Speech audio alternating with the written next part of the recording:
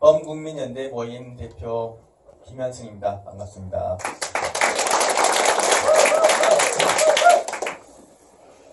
더플랜 영화를 보셨을 것입니다. 지금 인터넷에서 200만 조회수가 나오고 있고 영화관에서도 벌써 5만 명이 넘는 관객들이 보고 계시고 다큐멘터리 영화임에도 불구하고 지금 예매율에서 10위권에 안에 들어가 있는 상황으로 국민적인 관심을 끌고 있습니다.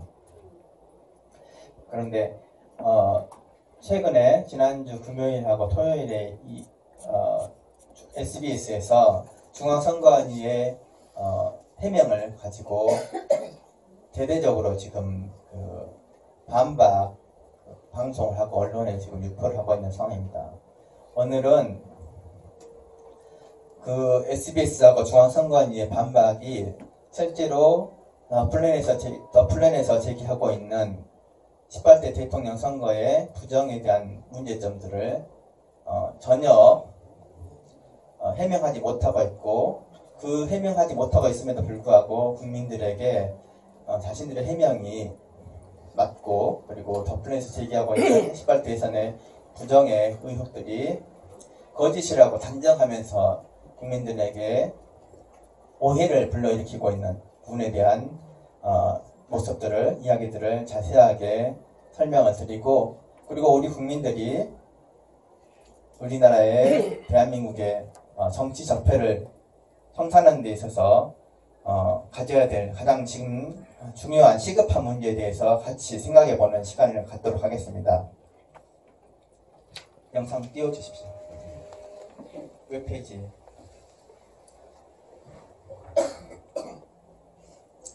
여러분 잘 아시겠지만은 더 플랜에서 제기하고 있는 내용은 두 가지입니다. 첫째는 시간 역전 현상이라고 해서 지역 개표장에서 투표함을 열지도 않았고 기계가 아직 다 분류를 끝내지도 않았는데 중앙선관위의 방송 서버에서 개표 결과를 국민들한테 보여주는 일들이 진행되었다라고 하는 것들을 확인하는 것이고요.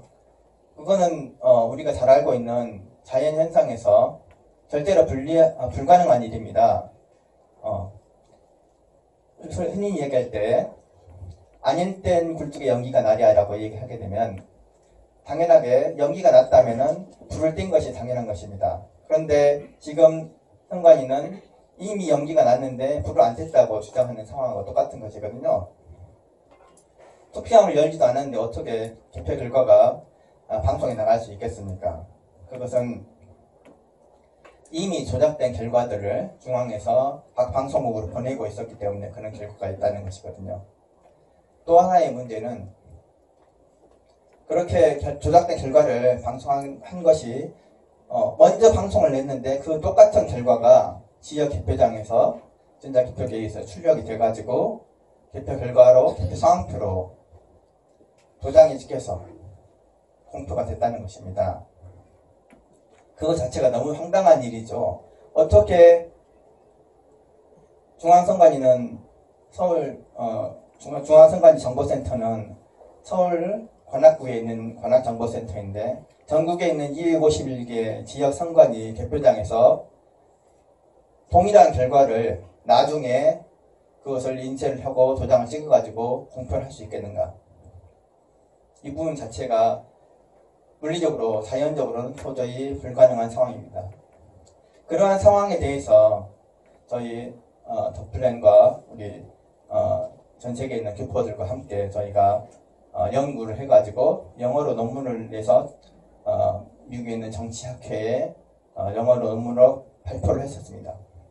그 발표된 내용에서 가장 핵심적인 것은 통계학적으로 봤었을 때 K라고 하는 새로운 지표가 있습니다.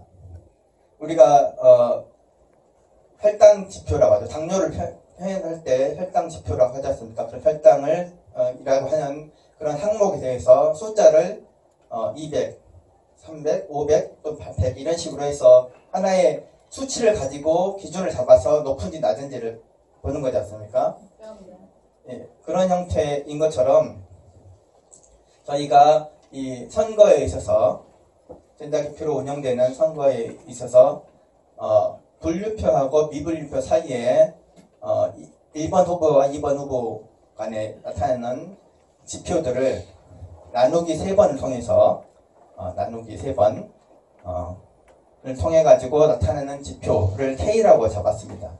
그래서 그 K가 가지고 있는 그 지표가 값이 1보다 크냐 또 얼마만큼 되느냐에 따라서 실제로 그것이 자연적으로 어떤 선거에서든지 발생할 수 있는 수이냐 아니면 인위적으로 꼭 맞춰서 계획된 대로 나올 수밖에 없는 수이냐 이런 것들을 판단하게 되는 것입니다.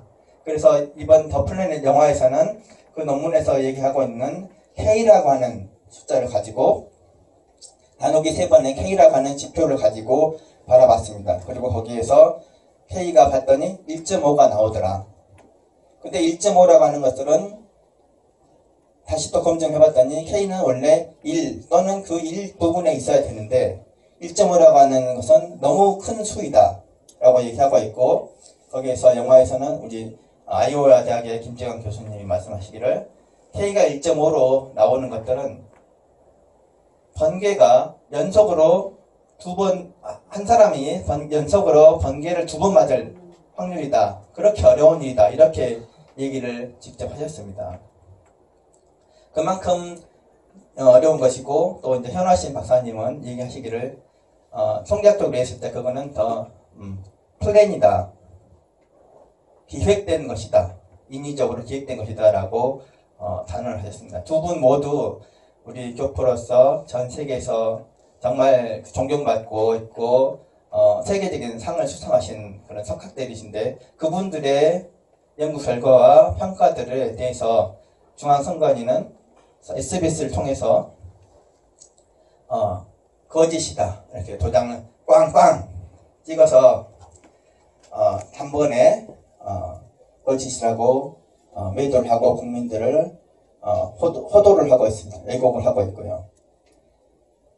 자, 그래서 이제 SBS 나오는 그 중앙선관위 입장들에 대해서 저희가 오늘은 저희가 4년 동안 그 영화를 만들고 영어로 논문을 쓰기 위해서 했었던 지난한 과정들에 대해서 저희가 그런 문제 제기점들을 스스로 검증을 해보고 수십 가지의 그런 관련된 사항들에서 검증했던 것에 대해서 간단하게 정리를 해서 말씀을 드리도록 하겠습니다.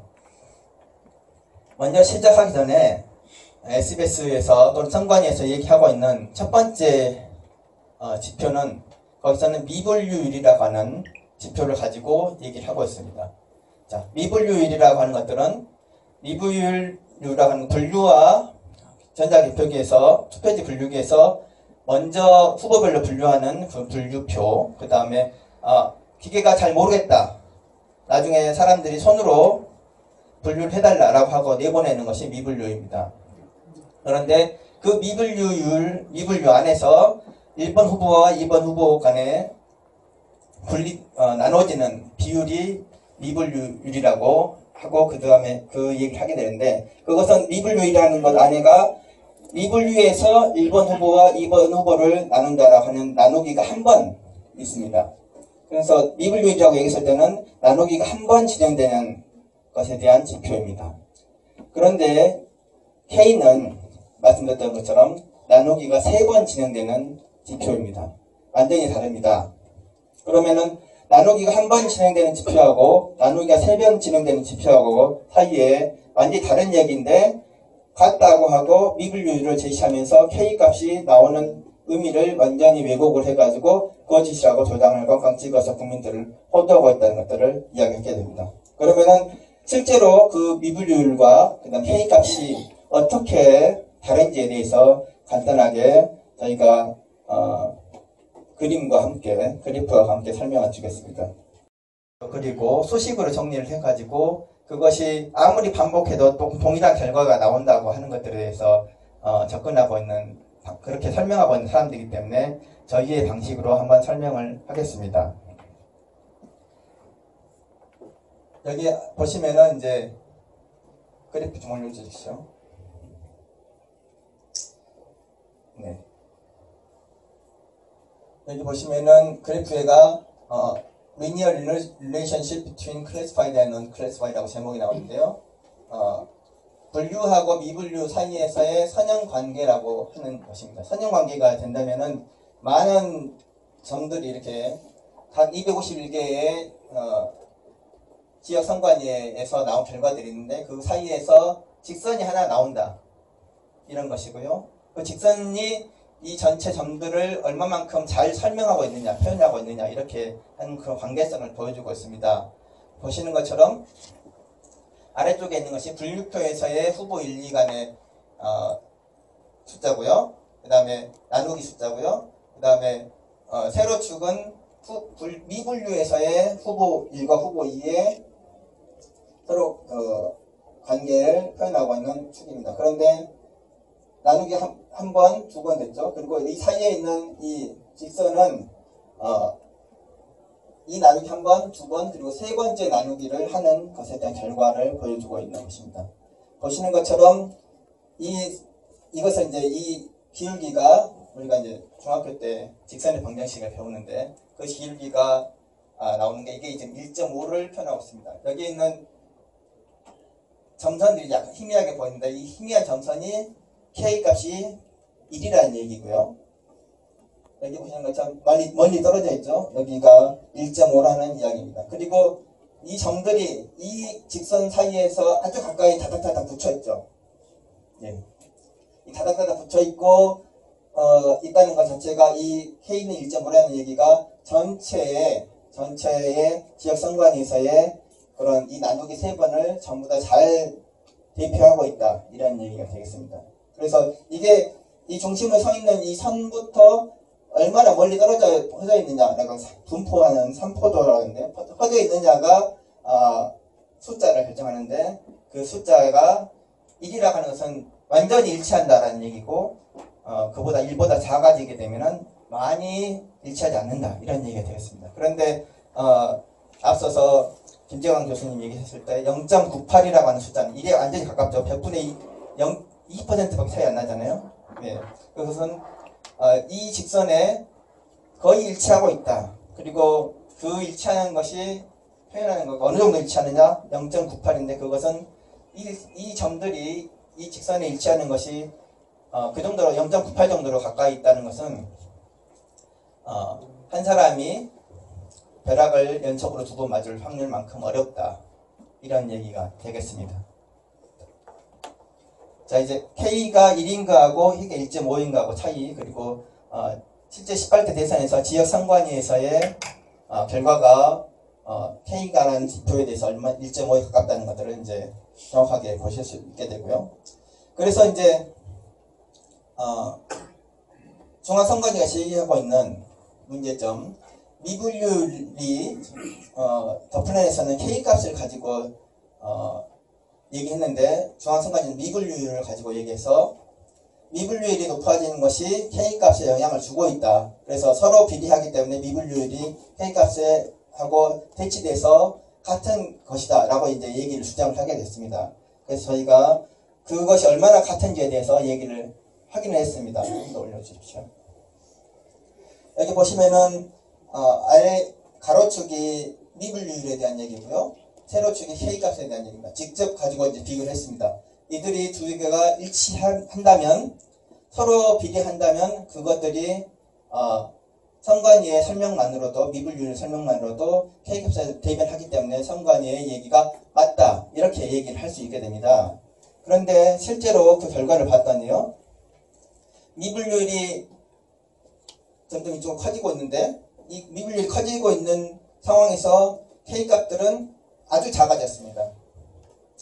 서로 비례하지 않고요. 그리고 미분율이 작은 상황에서 K값들이 큰 곳에 많이 모여 있습니다.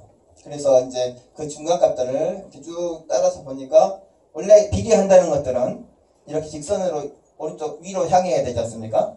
그런데 전혀 향하지 않고 이와 같이 서로 관계에 있는 것들을 보여주지 못하고 미분율이 작은 곳에도 K값이 큰 것들이 아주 많고 미분율이 큰 곳에는 K값이 오히려 거의 낮은 것들로 되어 있고 거의 없습니다. 이와 같이 미분율과 K값의 지표는 전혀 관계가 없다. 서로 연관이 되어 있지 않다. 이런 것들을 얘기할 수 있습니다. 따라서 중앙선관위 얘기하는 미분류율이라고 하는 것이 영화 더 플랜에서 얘기하고 있는 K값에 대해서 해명을 하고 있다, 또는 그것에 대해서 반박하고 있다, 이런 부분들은 전혀 객관적으로, 과학적으로, 수학적으로 사실이 아니다 라고 하는 것들을 이 그래프를 통해서 확인할 수 있습니다.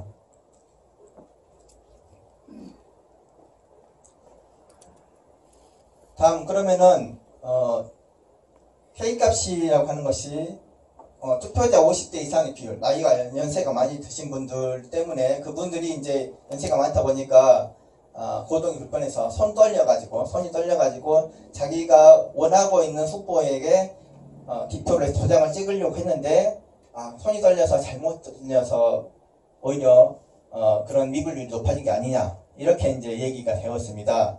특히 저희가 50대 이상의 비율을 이야기하게 되는 것은 여러분 잘 아시는 것처럼 18대 대선이 끝나고 박근혜 후보가, 일본 후보가 당선이 됐었을 때 언론에 떠들어댄 얘기가 50대 이상이 갑자기 투표를 많이 하러 왔고 그분들이 90%가 박근혜 후보를 찍어서 당선이 됐다, 이런 논리를 대대적으로 홍보를 했었습니다.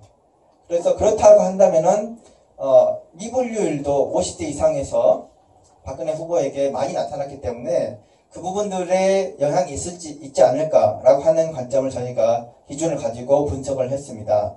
그래서 통계청에 나와 있는 그 당시 2012년 11월 21일 기준으로 해가지고 중앙선관위의 유권자 선정 기준과 동일한 기준으로 봤었을 때 그 50대 이상의 인구 비율 대비로 해서 K값이 어떤 연관이 있는가 살펴보게 됐습니다. 그랬더니 왼쪽에 이제 그림 보시는 것처럼 50대 이상의 비율이 많아진 쪽에서는 K값이 그렇게 높은 것들이 별로 나타나지 않습니다. 낮은 그 쪽에 더 많이 몰려있죠. 그런데 젊은 층이 많은, 그러니까 여기서 0.3이라는 얘기는 그 유권자 중에 50대 이상의 비율이 30%밖에 안 된다. 젊은 층 50대 이하가 70%가 된다는 얘기거든요. 그쪽에서 보니까 오히려 K값들이 더 많이 나타나는 것이 더 높다는 것을 알 수 있습니다. 1.8, 2.1까지도 올라가고 있는 상황이죠. 그래서 이와 같이 순간선을 기준으로 봤었을 때, 1.5를 기준으로 봤었을 때 50대 이상이 적은 쪽에서도 오히려 K값들이 많고, 또 50대 이상이 많은 쪽에서 K값들이 적고, 또 중간에서는 이렇게 위아래로 많이 흩어져 있어서 50대 이상이 많다고 하는 것이 K값들을 어떤 경향성을 보여주는 것이 전혀 없다, 이런 것들을 저희가 확인할 수 있었습니다. 그 다음에 이제 좀 넘어가시면요. 그래서 이제 중앙선관위에서 또 이야기하기를, 선관위가 얘기를, 그런데 K값은 이제 우리가 방금 확인했습니다. 중앙선관위는 하고 SBS는 K값에 대해서 전혀 분석하지 않았어요. 그는 저희가 다 분석을 했었고요. 또 중앙선관위가 얘기하기를, SBS 통해서 얘기하기를, 미분류율은 50대 이상, 그리고 특히 60대 이상에 대해서 연관이 있다, 이렇게 얘기를 하고 있습니다. 다시 말하면 통상적인 생각으로 나이가 많으면은 손떨림이 있으니까 미분율이 많을 거다, 이렇게 얘기를 생각하니까 그런 부분들로 이제 보는 거죠. 미분율 기준만 가지고. 그랬을 때 보니까 이와 같이 미분율을 봤었을 때 나이가 연세가 50대 이상 된 분들이 많은 쪽으로 갈수록 미분율이 높아지고 있는 것은 확인할 수 있었습니다. 예. 그런데 왼쪽을 보니까 왼쪽하고 오른쪽이 좀 다른데요. 왼쪽은 박근혜 후보의 도장을 찍은 사람, 미분율 안에서 박근혜 후보의 도장 찍은 사람들의 비율이고, 오른쪽은 문재인 후보의 도장을 찍은 사람들의 비율입니다. 그렇죠? 그런데 왼쪽 그림만 보면은, 한 가지만 보면은 나이가 연세가 많으신 쪽에서 미분율이 높아진데 그분들이 박근혜 후보를 찍은 경우가 많다, 이렇게 생각할 수 있잖아요. 네, 그렇게 보입니다. 이렇게 연관성이 있어 보입니다. 그런데 오른쪽에 보시면은 연세가 많으신 50대 이상의 많은 쪽에서도 문재인 후보를 미분류해서 찍은 분들도 많아졌다. 이걸 동시에 보실 수가 있습니다.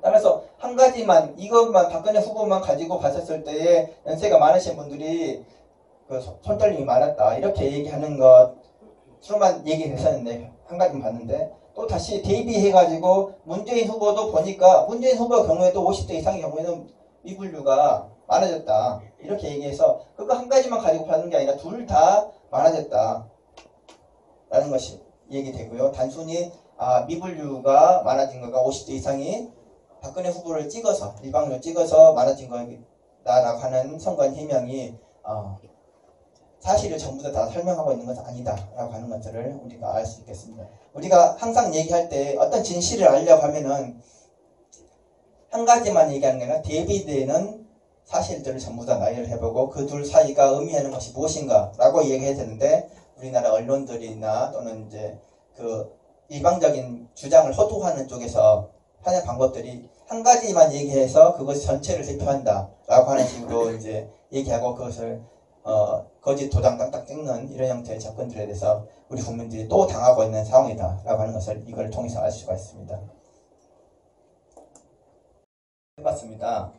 이제 우리나라가 이제 60년대, 70년대 이전까지는 우리 그 영남이, 호남이 이런 식으로 얘기하잖아요. 그래서 여자분들은 딸이 나면은 학교에 안 보내고 집안일 시키고 시집만 잘 가면 된다 이렇게 얘기하고 집안에 남자가 있으면 교육을 시켜가지고 가르쳐서 뭐 판검사 되고 의사 시켜가지고 나라 집안을 부강하게 된다 이런 식의 이렇게 세워야 된다 이렇게 하고 집안 전체가 다 거기에 의존해가지고 매달려야 된다 이런 식의 사고를 가지고 있었지 않습니까? 그런데 지금은 60, 70년대가 아니고 2000년대, 2010년대지 않습니까? 그래서 그런 방식으로 생각했던 사람들의 기준을 봤었을 때 그러면 여성의 비율이 많은 거가 이런 형태의 그런 교육 못 받은 상황에서 발생하는 그런 손떨림이나 또는 사고를 일으키는 것이 아닌가 이런 문제점들에 대해서 저희가 이 K값을 가지고 한번 검증을 해봤습니다. 보시면은 오른쪽이 이 아래쪽 가로축이 여성의 비율입니다. 유권자 중에서 여성의 비율이 얼마나 되느냐 점점 많아지는 쪽이 있고 그 다음에 그 경우에 그 지역에서의 K값이 어떻게 되냐 하는 걸 보게 됩니다. 보시면은 여성의 비율이 많든 적든 그 상관없이 K값이는 많아지기도 하고 적어지기도 하고 동등하죠. 예, 그래서 전혀 여성의 비율하고 K값의 비율하고는 K값하고는 전혀 관계가 없다. 이런 것들을 확인할 수가 있습니다. 여러분들은 똑같이 보실 수 있을 거고요. 다음.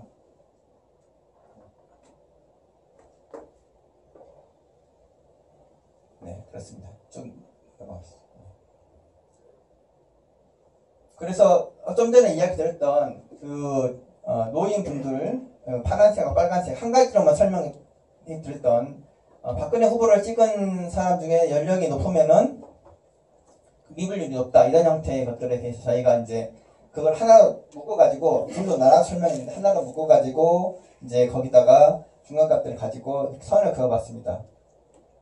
선관위하고 SBS의 주장은 이 빨간 선이 연령이 높아질수록 여기서 60대 이상을 요구를 이야기합니다. 60대 이상, 50대 이상의 비율이 여기서는 50대 이상의 비율이 60%나 된다는 거예요. 선거구 안에서. 그랬을 때에 박근혜 후보가 미분율 안에서 차지하는 것이 높다라고 하는 것들을 여기서 확인할 수가 있습니다. 그런데 마찬가지로 문재인 후보도 동일하게 높아져서 있다는 것을 이제 선으로 통해서 확인할 수 있게 된 상황이고요. 그래서 연령이 높다고 해서 그것이 미분율에서 특정한 후보를 지지하게 만드는 것이 아니다라고 하는 것을 이제 직접 확인할 수 있습니다.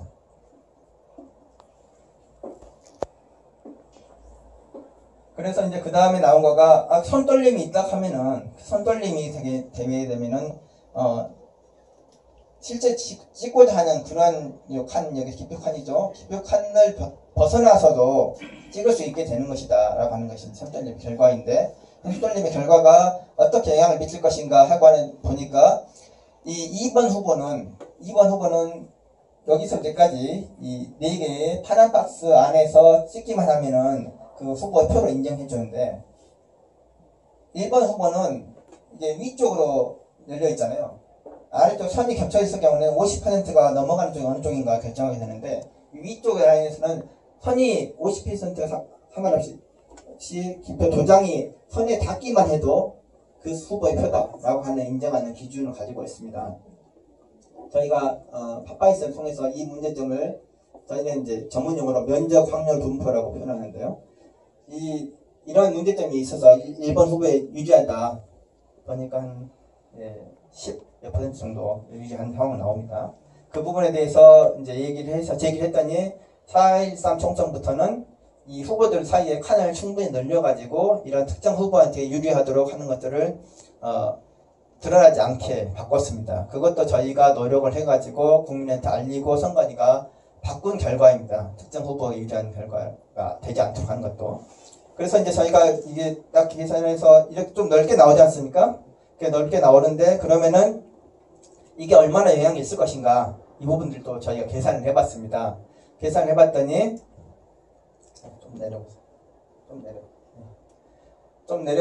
계산을 해봤더니 이게 지금 이렇게 조그만한 칸이 있었을 때는 그 영향이 커서 한 10% 정도 차이가 나는데 대략 이게 지금 유효하게 인정되는 것이 여기서부터 번호부터 투표칸까지 큰 넓이로 되는 것이 이제 실제 선관위가 유효표를 인정하는 기준입니다. 그래서 제가 중앙선관위에 한 달 전에 가가지고 직접 그 담당하는 분한테 설명을 들었고요. 그리고 실제로 투표지 분류기가 그렇게 이와 같은 방식으로 이 칸이 아니라 이렇게 넓은 칸에 대해서 표를 인식한다는 것도 확인을 했습니다. 그런데 저희가 이제 계산을 해봤습니다. 쭉 계산해봤더니 이 면적이 단순히 이 작은 방이 아니라 큰 칸에 의해서 결정되면서부터 이게 이 길이가 요만한 게 아니라 이렇게 길어지면 길어질수록 실제로는 이 특정 1번 후보한테 유리한 것이 거의 효과가 없어집니다. 그래서 두 후보 간 사이에 그런 면적 확률에 의한 차이가 1에 가까워진다라고 하는 것을 저희가 이제 수학적인 공식을 가지고 정리를 해가지고 분석을 했습니다. 그래서 지금 이제 5구 대선에서는 이것들을 이미 4.13 총선부터 다 바꿨기 때문에 저희가 이야기를 해가지고 문제점을 바꿨기 때문에 후보들이 사이에 다 빈칸들이 벌어져가지고 여기가 1번 후보, 2번 후보 이런 식으로 해가지고 유리한 상황이 다 없어졌습니다. 선관위는 그런 부분에 대한 얘기도 전혀 안 하고 있는 상황이죠.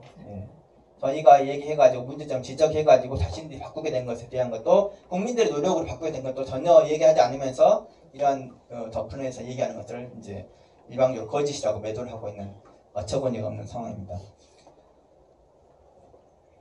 자, 이와 같이 이제 가면서 그러면은 방금 번에 보셨던 것들 가지고 확인할 수 있는 거가 이제 또 나온 거가 개표 지역마다 특정한 후보에 영향을 미치는 그런 것이 다르다고 했었을 때 저희가 앞에서는 미분율과 그 다음에 K값이 미분율은 나누기 1번이고 K값은 나누기가 3번이다 라고 하는 것들에 대해서 이야기를 했었고요. 그 다음에 미분율 K값이 그 지역하고 나이에 전혀 상관이 없다. 그리고 그렇게 되었기 때문에 이러한 1점으로 나오는 그런 거의 불가능한 상황이 기획돼서 만들어진 것이다 라고 하는 것들을 말씀드렸고, 미분율로 얘기하는 것이 연령하고 관련이 있는 것처럼 선관위 얘기하지만 실제로는 그건 특정한 후보, 박근혜 후보한테만 그런 상황이 나오는 게 아니고 문재인 후보한테도 상황이 나오는 것이라서 그걸 가지고 미분율이 높아진 것이 박근혜 후보한테 일방적으로 커진 거다, 또는 연령이 높아진 것이 영향이 있는 것이라서 회의에 대한 주장은 거짓이다라고 단정하는 것이 잘못된 것이다 이렇게 말씀드렸었는데요. 그 부분을 이제 지역별로 나눠봤습니다. 그래서 지역 중에서 경상도 지역에서는 박근혜 후보의 당선이 많아졌고 득표가 많아졌고, 전라도 지역에서는 문재인 후보의 득표가 많아졌다는 것은 여러분 잘 아시는 상황인데, 그러면은 지역에 영향이 있어가지고 K값이 바뀔 수 있을까, 이런 것에 대해서 저희가 이제 수학적으로 통계적으로 분석을 했습니다. 그래서 미분율을 가지고 미분율이 영향을 주는가 봤더니 미분율 K에 대한 값을 봤을 때 미분율이 이런 수식 관계를 가지도록 되어 있습니다. 원래는 여기 보시는 것처럼 만일에 만일에 미분류를 한다면 이 K값의 공식이 이렇게 분수에서 서로 교차되는 이런 식이 아니라 베타분의 알파라고 하는 단순식으로 나와서 표현이 돼야 되는 건데, 실제로 K값을 저희가 계산해 보니까 이와 같은 식으로 다르게 나타나가지고 영향을 받지 않는다, 이런 부분들을 저희가 확인을 했습니다. 그리고 이제 방금 전에 저희가 수식 간단하게 결과만 말씀드리고 그래프만 그렸는데요, 이것들을 저희가 이제 다 검증을 했습니다. 그래서 쭉 보시면은 이러한 수학적인 정의하고 공식을 다 증명을 해서 증명을 해가지고 원래는 K값이 1이 나와야 된다라고 하는 것들도 저희가 수학적 증명을 다 했습니다. 전 세계적으로 이 연구 논문을 통해서 위대한 수학 공식 하나가 증명이 되는 과정도 저희가 성과를 얻기도 했습니다. 그래서 이와 같은 식으로 해서 방금 전에 말씀드렸던 그런 베타분의 알파가 아니라 이와 같은 교차식으로 나타나는 것들도 저희가 입증을 증명을 했고요. 그리고 이제 거기에서 나오는 통계적인 분석들에 대해서 증명을 했었습니다. 지금까지 저희가 성관이하고 SBS가 우리 더 플랜에서 그리고 논문을 통해서 입증한 기획의 지표 K가 1.5로 나오고 있다는 것, 그리고 그것의 확률이 기획대에서 인위적으로 하지 않으면 번개가 2번 연속으로 맞을 확률 정도로 불가능한 상황이었다라고 하는 것에 대한 얘기에 대해서 다른 지표인, 완전히 다른 지표인 미분율을, 그리고 우리나라의 어르신들을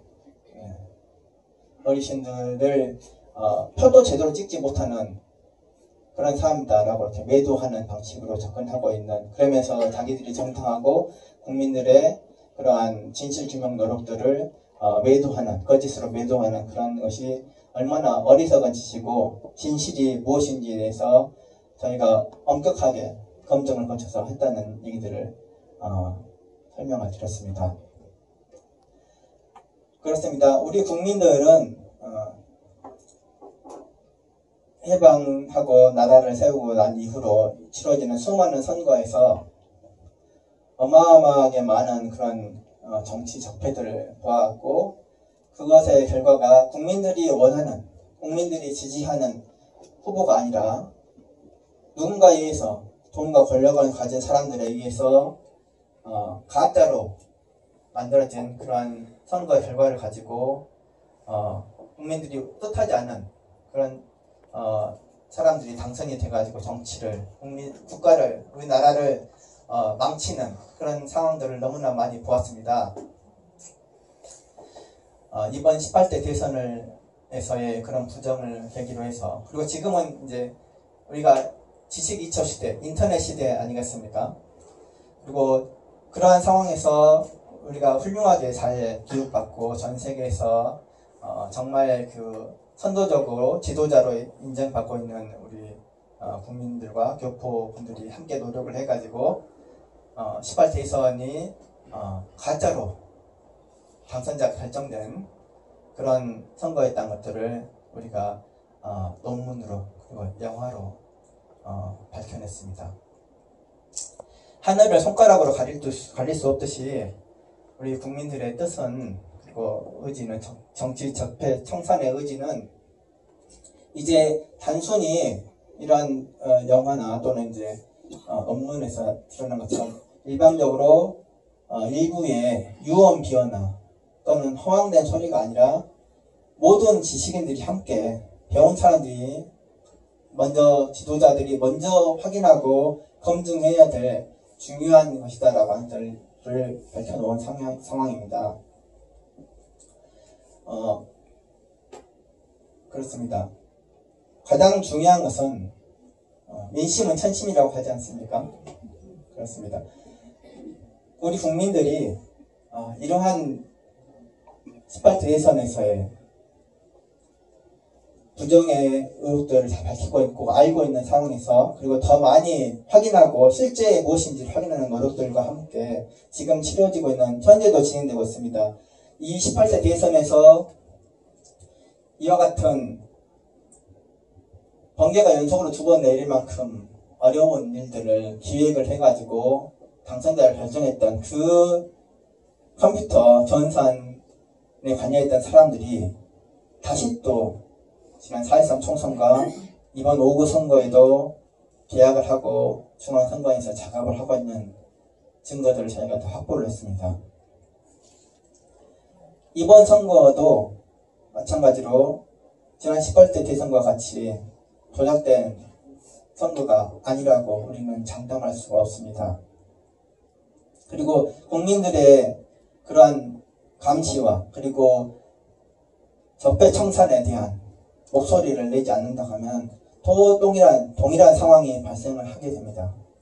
우리가 잘 알고 있다시피 국민의 대표가 되지 않았기 때문에 아닌 사람이 국민의 진정한 표로 당선된 사람이 아니고 도자기에서 당선된 사람이 대통령으로 재직하게 되니까 나라를 불행하게 하고, 그리고 국민들의 나라를 사랑하는 마음, 자존심을 땅에 떨치고, 그리고 결국은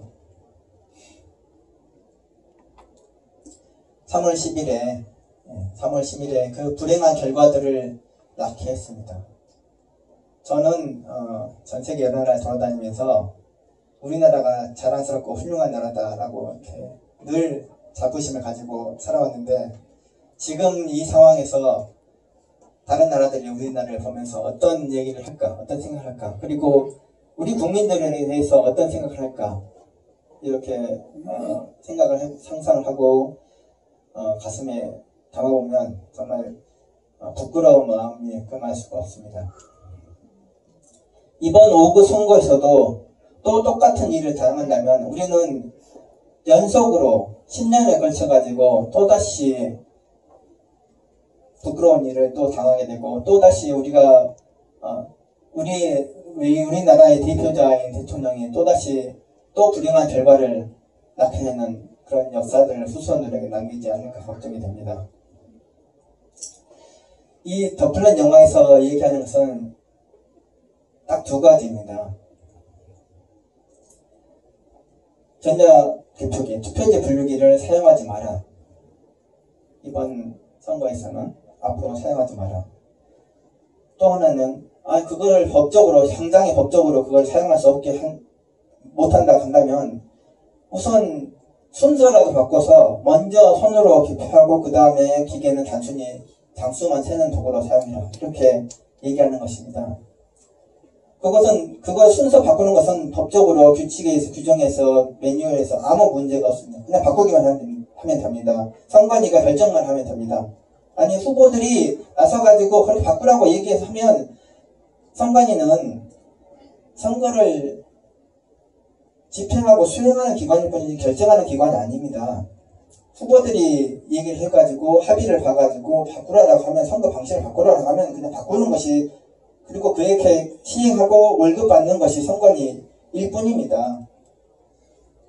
그래서 그걸 잘 알고 있는 우리 더 플랜 영화에서 얘기하고 있는 것은, 주장하고 있는 것은, 당장 투표지 분류기를 사용 중지하는 거 어렵다 한다면 현재 가능한 방식으로 해서 의혹을 해소하도록 국민들이 원하고 있으니까 순서라도 바꿔라 라고 하는 얘기입니다.